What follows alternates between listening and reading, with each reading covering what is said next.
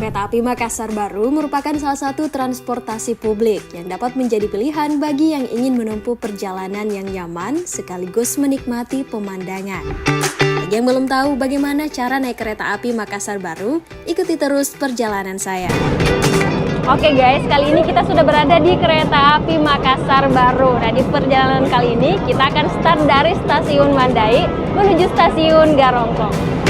Untuk sampai ke stasiun Garongkong, kita akan melewati stasiun Maros, stasiun Ramang-Ramang, stasiun Pangkajene, stasiun Lakbakang, stasiun Marang, stasiun Mandale, stasiun Tanah-Terilau, dan stasiun Baru.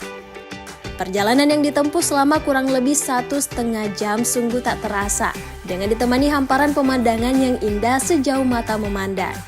Jadi, pemirsa tidak perlu berpikir dua kali untuk mencoba sensasi perjalanan menggunakan kereta api Makassar Baru.